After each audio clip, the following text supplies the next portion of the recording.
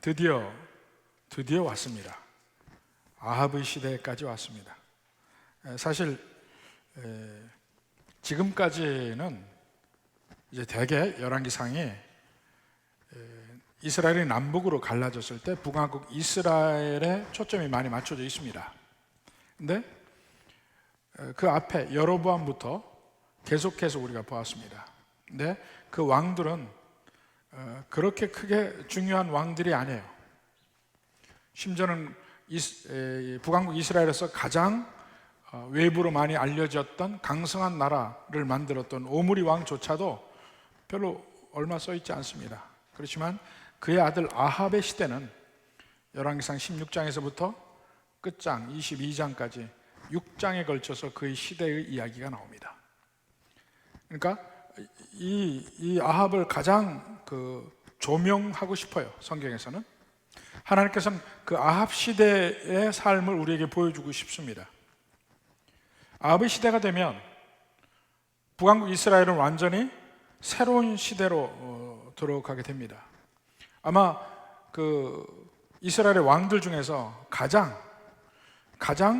성경에서 조망하기를 가장 악한 왕의 대표, 적그리스도와 가장 가까운 인물로 아합 왕을 치고 있습니다.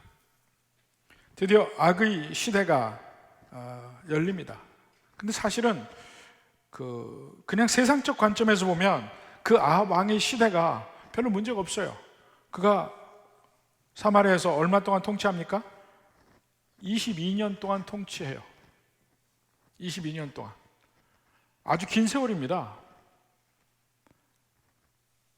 박정희 대통령 통치 기간도 20년이 안 돼요. 22년의 기간 동안 통치를 했기 때문에 그 전에 보면 계속해서 여로보암 왕조도 바로 그 아들이 암살을 당하고 바하사도 또 그 아들이 암살을 당하고 이런 일들이 끊임없이 반란과 암살과 이런 일이 계속 있었는데 아합 왕이 통치하는 22년 동안은 태평했어요. 아무 일이 별로 없어요.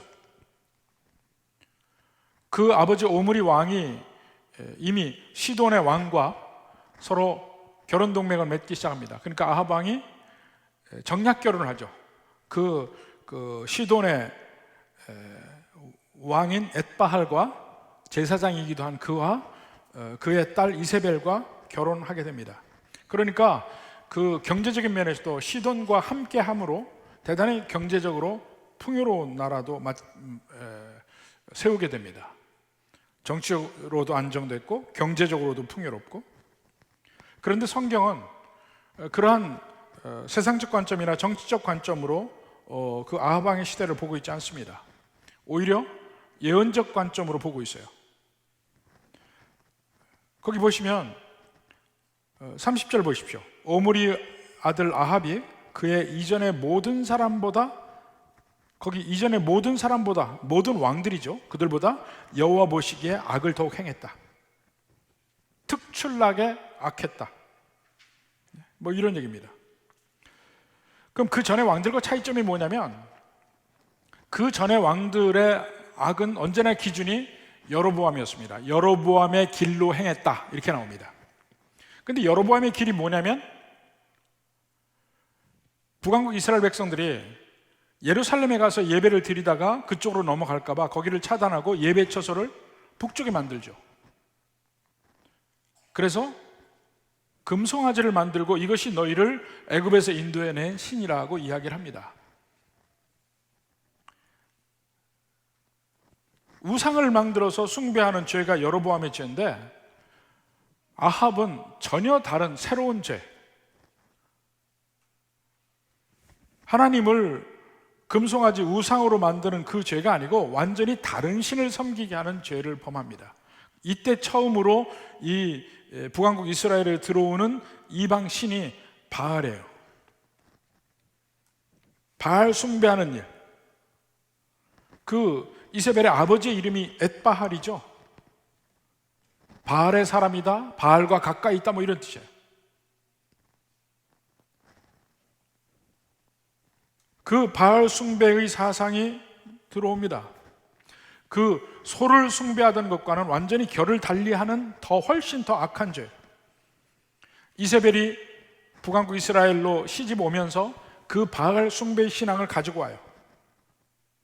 이세벨의 주도하에 아합 왕은 존재가 보이지도 않아. 오히려 이세벨의 주도하에 여호와의 선지자들을 말살하려고 합니다. 그래서 여호와의 선지자들이 막 숨어가요. 그런 어둠의 시대를 열게 되는 게 바로 아합 왕 시대입니다. 아합 왕도 이세벨과 결혼하면서 자기 자신도 바알 신을 숭배하죠. 그리고 바알 신전을 예루살렘에 만들어 놔서 모든 이스라엘 백성들이 이제 영적으로 음행하게 만들기 시작해요. 그러면서 그 죄의 어떤 상징적인 사건이 하나 나오는데, 그것이 바로 34장의 사건입니다. 34장의 사건, 여리고를 다시 짓는 사건이 나옵니다. 사실은 여기서부터는 오래전에 제가 설교를 한 적이 있습니다. 여러분 기억하실지 몰라요. 기억 못하시니 감사합니다. 제가 다시 설교할 수 있게 해줘서 정말 감사해요. 근데 이제 같은 부분이니까 비슷한 이야기들이 나오겠죠. 여리고성 건축하는 길이 나옵니다. 34절 한번 다시 봅시다. 그 시대에 베델 사람 히엘이 여리고를 건축하였는데,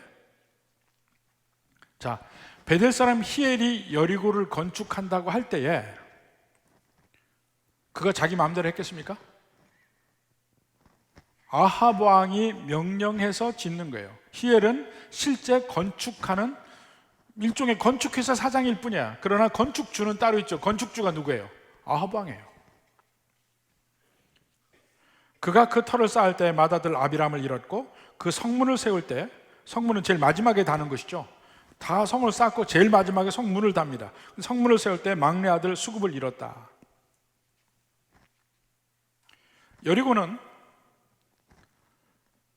사실 그 지리적 위치를 보면 이스라엘의 딱 중부입니다. 전체 통일 이스라엘의 중부. 그래서 북왕국 이스라엘과 남왕국 유다로 나뉠 때 국경지대예요. 근데 국경지대지만 북왕국 이스라엘이 차지한 성입니다.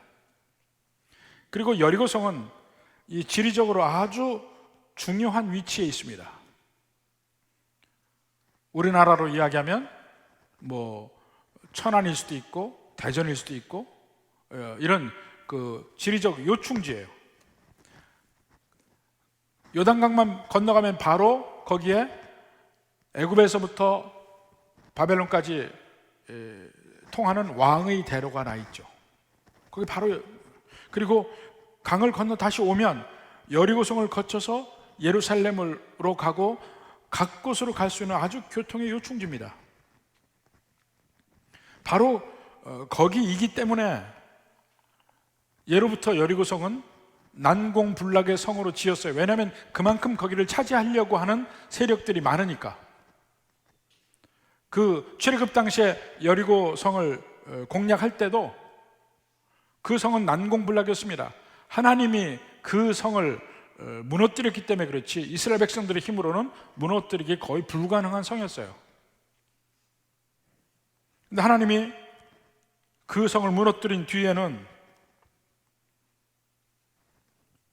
여리고성이 다시 재건되지 않았습니다. 근데 사실 이스라엘의 입장에서 보면 여리고는요, 나라의 관문 같은 데야. 그 이스라엘 나라로 들어오는 그 왕의 대로 쪽에서 들어오는 여러 통로가 있지만 그것이 중요한 관문 중에 하나예요. 근데 거기에 나라를 방비할 만한 성이 없다는 것은 매우 아픈 일이었어요. 당시 여리고는 사람들이 살았어요. 이 여리고를 가보면 구약시대 여리고성이 있고 신약시대 여리고성이 있고, 그리고 구약시대 여리고성 이전에 성의 흔적들이 계속해서 나옵니다. 왜냐하면 거기가 워낙 중요한 자리라 항상 성이 섰던 곳이에요.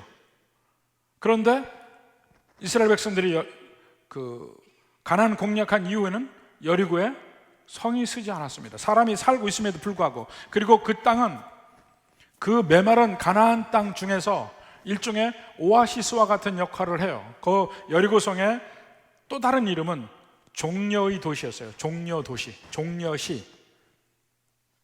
그러니까 종려나무가 있는 곳이에요. 물이 있어요. 농사를 지을 수가 있어요. 비옥한 땅이죠. 교통의 요충지죠. 사람이 살지 않을 이유가 없어요. 사람이 많이 살았습니다. 그럼에도 불구하고 그 땅에 성을 짓지 않았던 거예요. 또 지난번에 그 고고학적 발굴로 그 메사 스톤이라는 걸 얘기했죠. 메사의 그 광개토왕 비 같은 메사의 돌이 있습니다. 메사의 비가 있는데 거기 보면 모압왕 메사가 수시로 그 여리고성을 공략했다는 흔적을 볼 수가 있습니다. 전쟁들이 있으니까 당연히 거기를 수비해야 되는 성이 필요한데 그때 아합 왕 시대까지 성을 짓지 않았어요. 여호수아 이후에 사사시대 400년 지나갔죠. 다음에 사울왕의 40년, 다윗의 40년, 솔로몬의 40년, 르호보암부터 그 이후 여로보암 시대부터 그 이후 그 많은 왕들이 거치면서 그 많은 세월이 지났음에도 불구하고 여리고성을 짓지 않았어요. 그러니까 거의 한 500여 년의 기간 동안에 여리고성이 무너진 채로 그냥 있었던 거예요.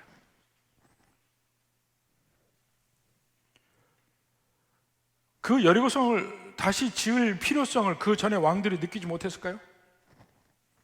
사울이나 다윗이나 솔로몬이나.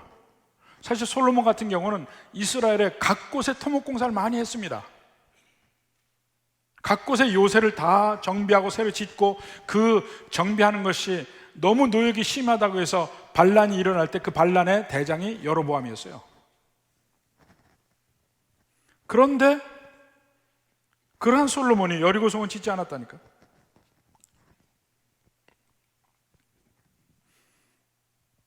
근데 아합이 그러한 흐름을 자르고 그 전에 왕들이 전혀 하지 않았던 일을 합니다. 그거 뭐냐면 여리고성을 재건하는 일을 해요. 그 전에 왕들이 하지 않았던 이유는 하나님의 명령이 있었기 때문에 그랬죠. 여호수아 6장 26절 봅시다.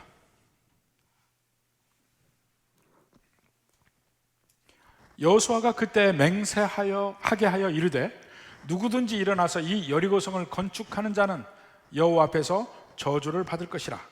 그 기초를 쌓을 때에는 그의 맏아들을 잃을 것이요 그 문을 세울 때에는 그의 막내 아들을 잃으리라 하였더라. 이미 여호수아 6장 26절에 여호수아가 이스라엘 백성들에게 맹세하게 합니다.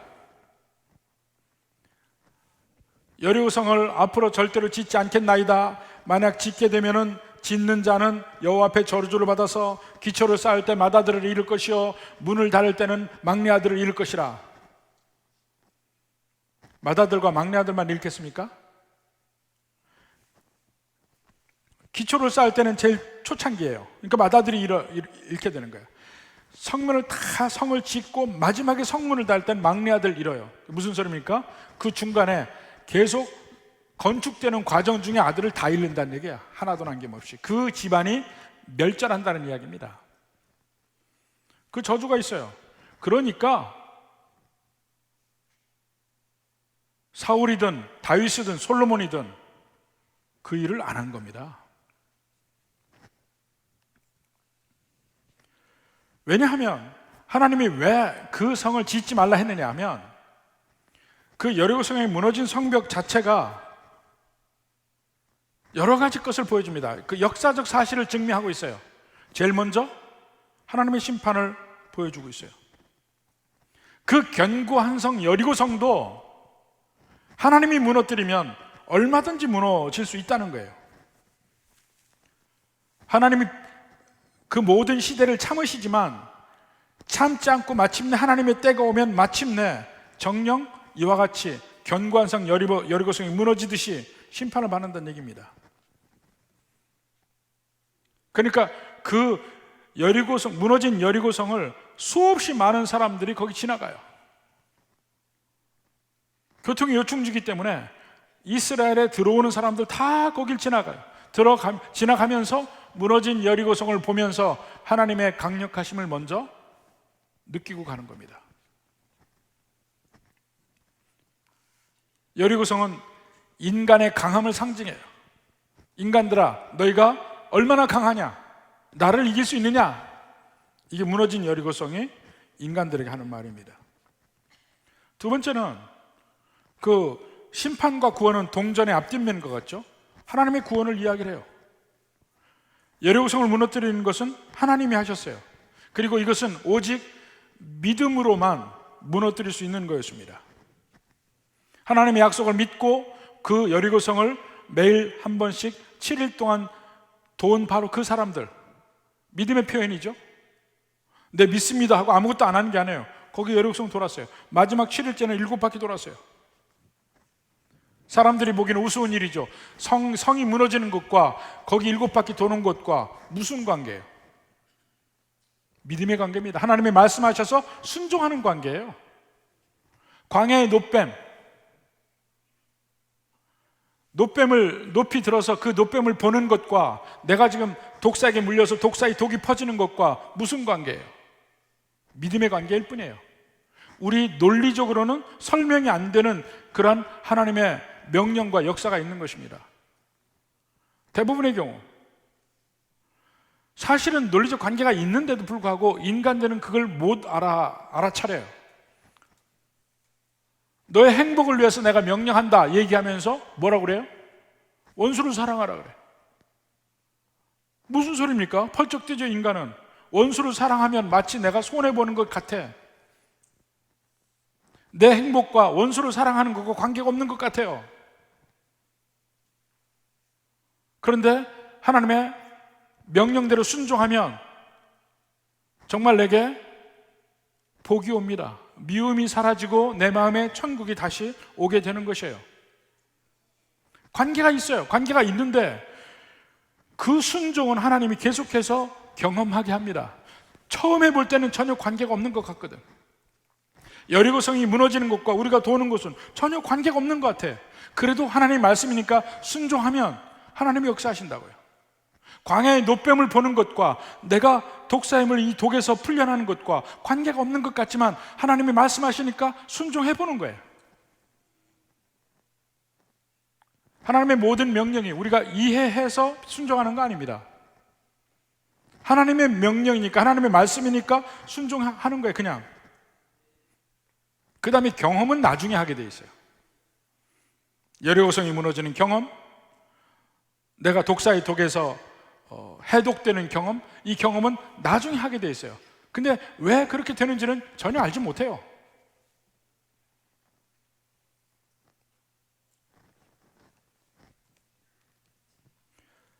바로 그것을 여리고성이 가르치는 거예요.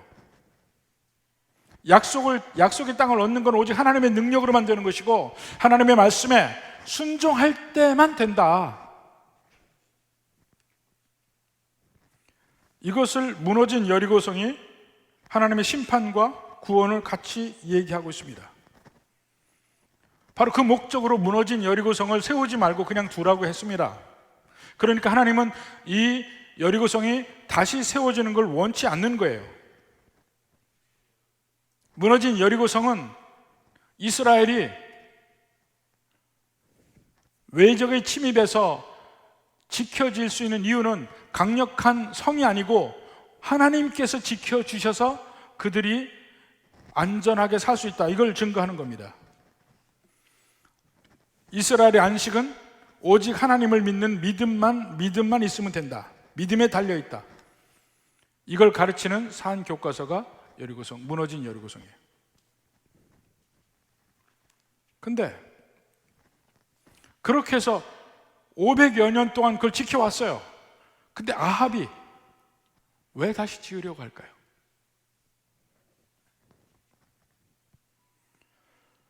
(500년의) 세월이 지나면서 그 여호와의 말씀을 잊을 수가 있죠. 잊을 수가 있어요.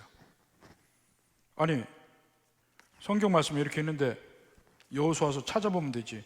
읽으면 되지. 어떻게 있습니까? 그때는 이런 책이 없잖아요. 끊임없이 제사장들이 이 성경을 가르치지 않고는 하나님의 말씀을 이해할 수가 없습니다.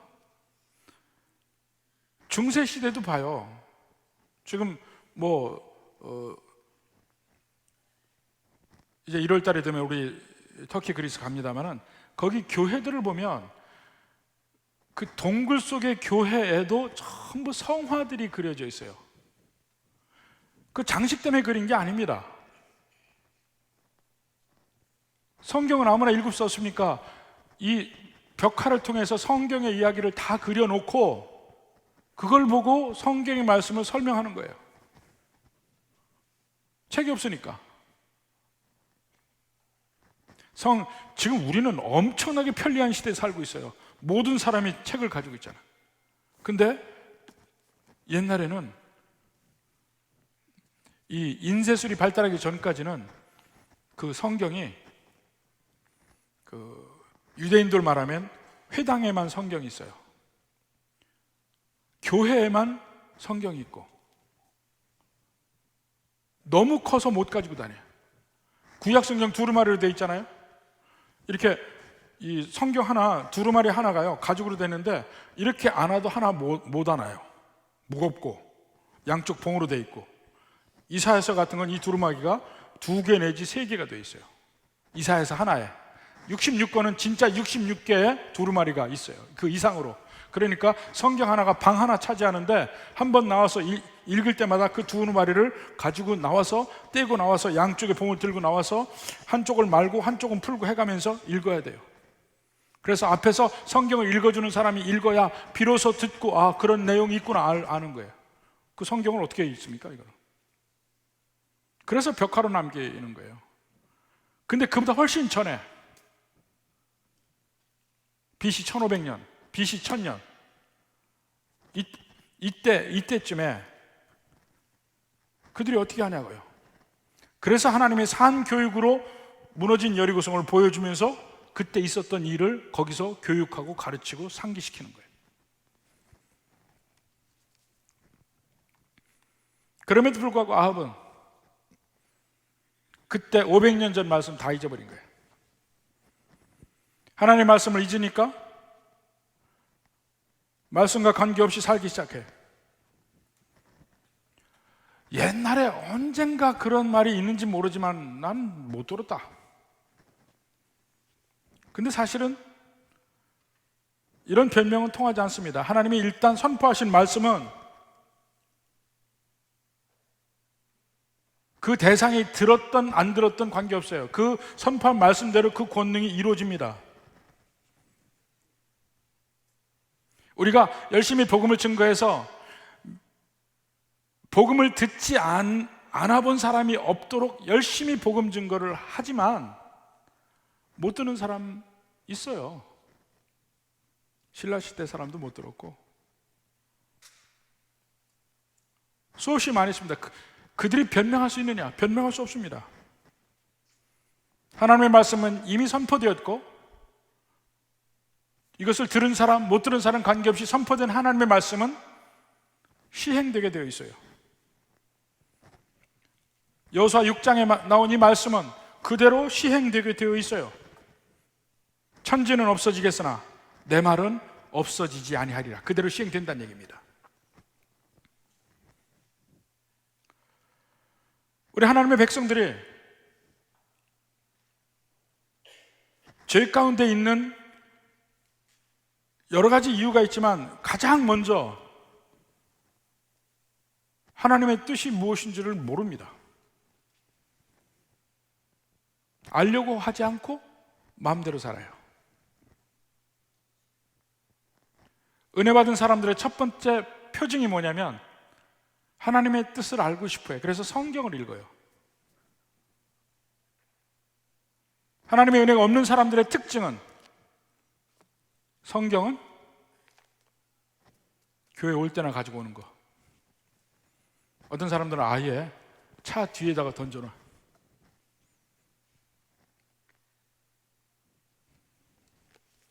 일주일 만에 교회 오면서 이래가지고 와.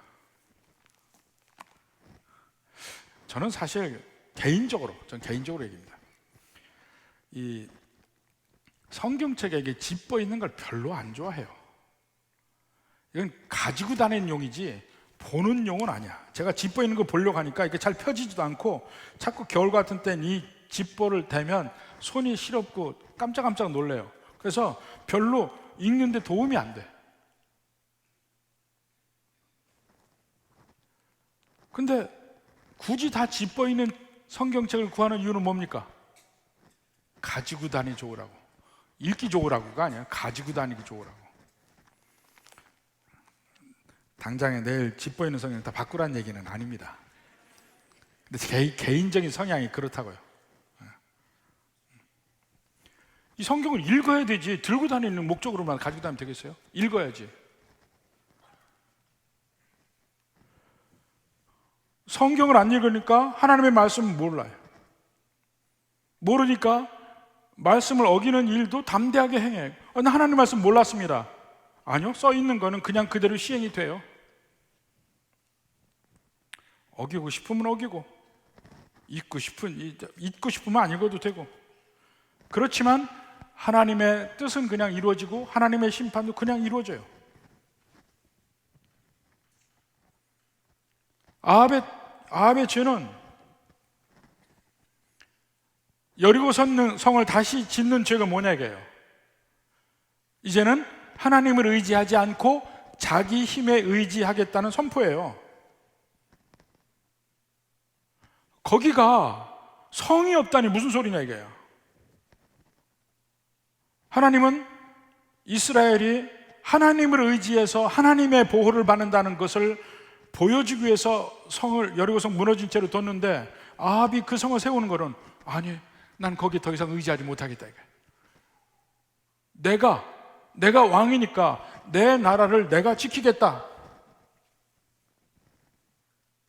무너진 여리고성은 하나님의 지키심, 하나님의 안식 주심, 성도의 믿음 이런 표시인데 이걸 뒤집으려고 합니다. 하나님을 믿지 않는 눈으로 보면 여리고성 무너져 있는 것은 큰 위험이야. 전혀 전쟁에 대비가 되어 있지 않은 무방비 상태인 나라예요. 그래서 견고한 성읍을 거기 지으려고 해요. 이 창세기 보면 하나님을 멀리 떠난 사람일수록 꼭 평지에다가 성을 꼭 지으려고 그래요. 제일 먼저 성을 짓는 게 누구냐면 가인입니다.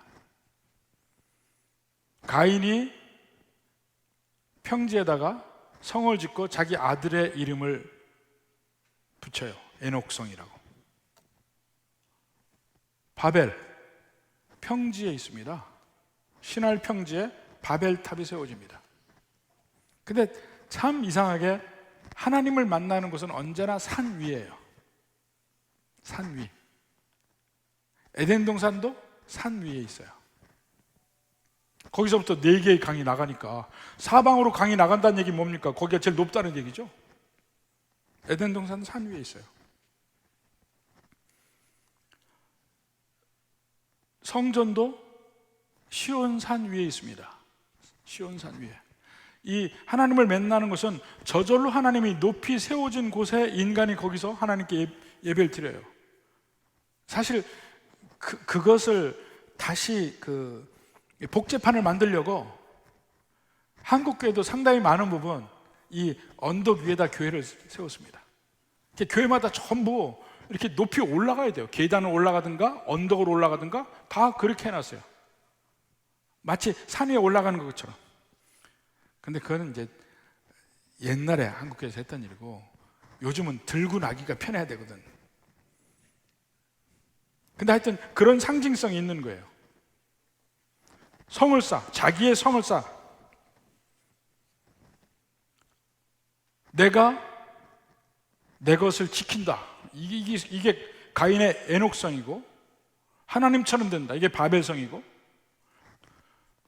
계시록에 나오는 바벨론도 마찬가지입니다. 한번 아합은 자기 나라를 지키기 위해서 여리고성을 짓습니다. 내 나라는 내가 지킨다. 여러분은 왕은 아닐지라도 적어도 여러분의 나라 다 있죠? 내 가정은 내가 지킨다. 거기서부터 모든 문제가 시작이 됩니다. 내 가정은 내가 지킨다. 내가 지켜야 되니까 내가 피곤하면 안 되지. 내 체력 조절해야 되니까 수요일 날 쉬어야 돼. 수요일 날 쉬어야 돼.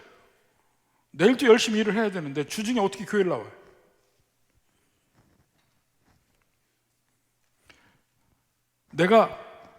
내가 번 돈도 내 돈이니까 내가 지켜야 돼. 하나님께 연보하는 걸 잊어버려요. 내 거니까 내가 지켜야 돼. 오히려 지켜야 될 거지. 그냥 내 손을 펴서 하나님께 드리고 다른 사람에게 줄 게 아니에요. 내 거 지키는 거예요. 그 성을 지키는 행위 중에 자녀 교육도 마찬가지예요. 하나님께 맡기지 못해. 그러니까 수험 때가 되면 야, 교회는 쉬어도 돼. 나중에 시험 합격하고 교회 가.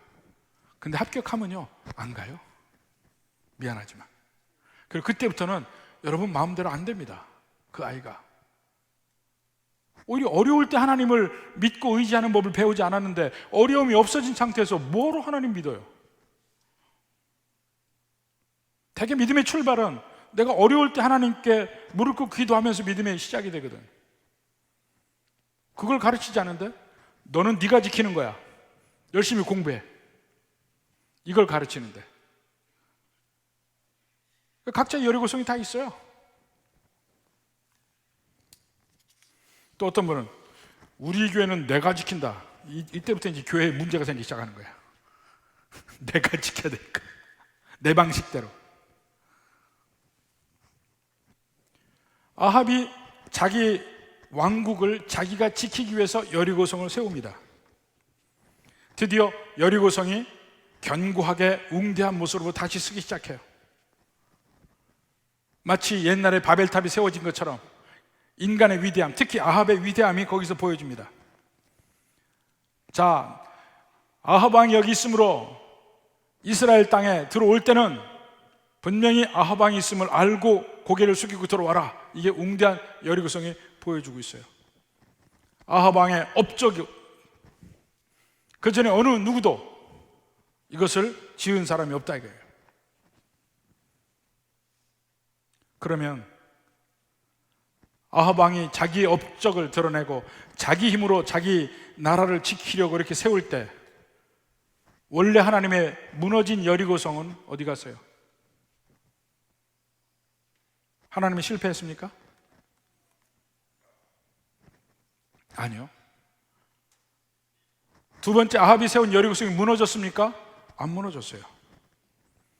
근데 무너지지 아니한 여리고성 옆에 하나님은 또 다른 증표를 만들기 시작해요. 하나님의 말씀은 반드시 이루어진다는 걸 보여줍니다. 성에 기초를 놔요. 기초를 놓으니까 기초를 놓는데 히엘의 마다리에 죽어서 무덤이 하나 생겼어요.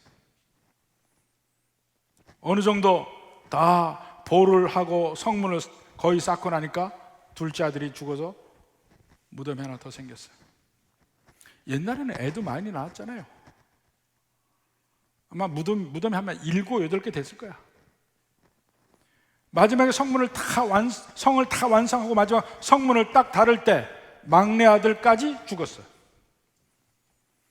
웅대한 여리고성 밑 옆에 그 히엘의 아들들의 무덤들이 숫자대로 쭉 있는 거예요. 이제는 무너진 여리고성이 하나님의 말씀을 웅대하게 소리치는 것이 아니고 높이 세워진 견고한 여리고성 옆에 그와 동시에 있는 무덤들이 여호와의 말씀을 증거하기 시작해. 여호수아 6장에 있는 말씀, 이것이 그대로 이루어진 것을 보느냐? 바로 이겁니다. 여리고성을 짓는 것은 아간의 죄와도 비슷하고 여리고성을 세우는 것은 아담이 선악과를 따먹는 것도 비슷하고, 여리고성을 짓는 것은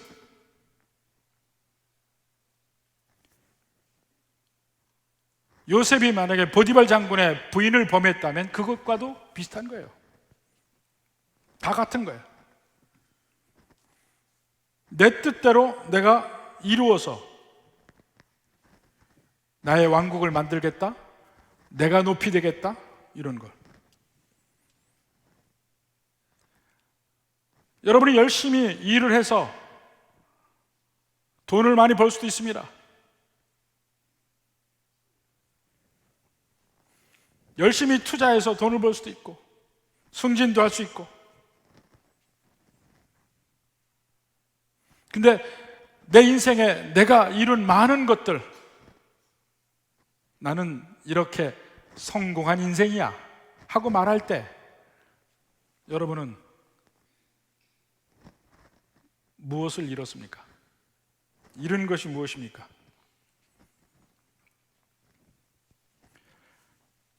베델 사람 히엘이 여리고성 건축을 시작을 할 때 하나님의 프로젝트도 같이 시작이 됩니다. 점점 히엘이 건축을 진행할 때 하나님의 프로젝트도 진행하고 있어요.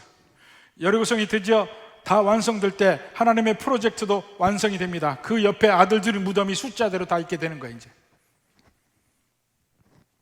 여리고성 무너지지 않아요. 원하는 대로 얻어요. 그 대신 훨씬 더 귀중한 것을 잃는 거예요.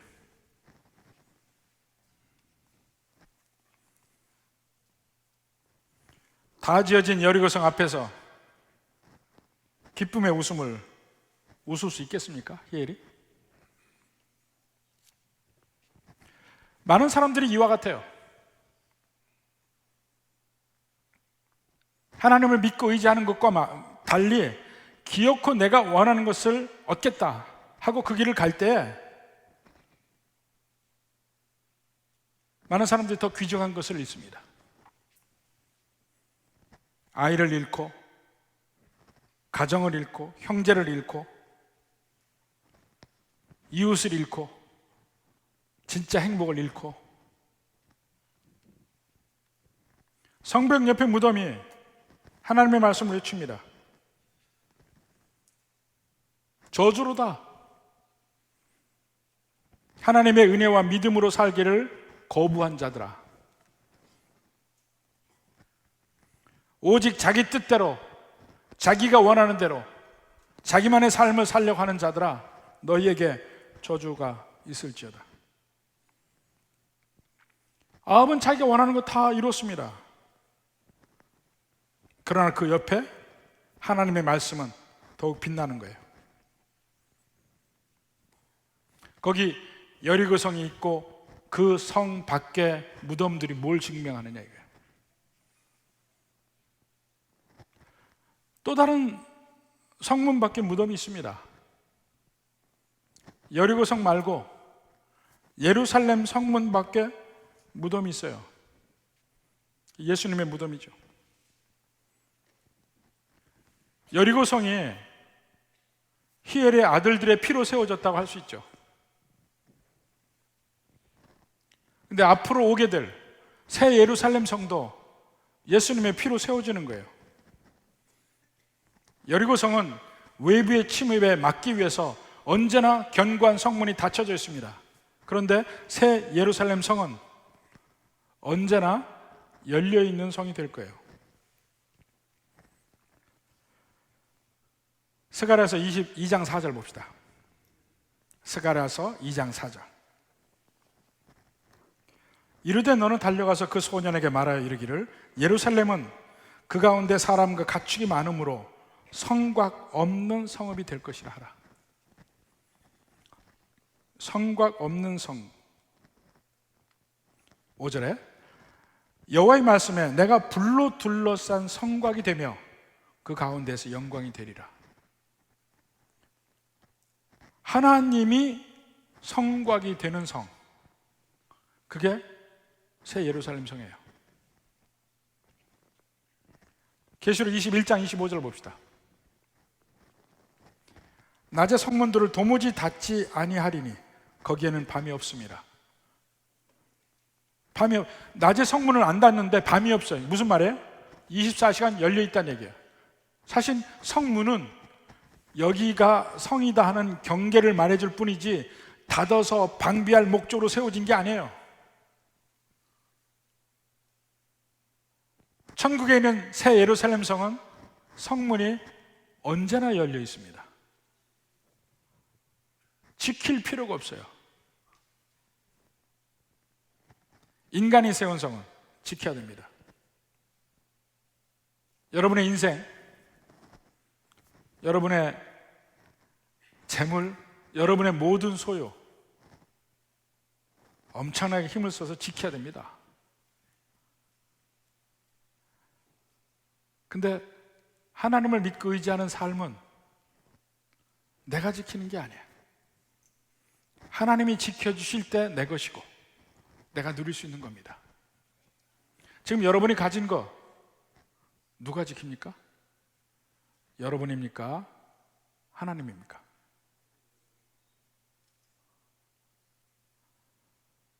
나를 드러낼 때는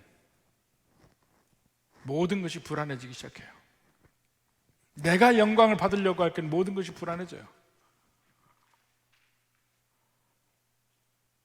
내가 가진 것이 많을수록 주변의 사람들이 전부 도둑놈으로 보여요. 제대로 된 친구 관계도 만들 수가 없어요. 근데 하나님이 주신 것을 확신하고 그 하나님의 은혜 안에서 하나님의 뜻 안에서 지키시리라 하는 것이 믿어지면 재물이 있어도 편하고 하나님의 뜻대로 마음껏 손을 열어놓고 누릴 수가 있습니다. 부디 진정한 복된 자, 우리 새 예루살렘 성 안에 살듯이 참으로 하나님이 주시는 평강과 은혜가 있는 그러한 삶을 살기를 바랍니다. 근데 그 삶은 오직 주님만을 믿고 의지하며 그의 뜻대로 가는 삶입니다. 부디 이러한 복이 있기를 주님의 이름으로 축원합니다. 기도하겠습니다.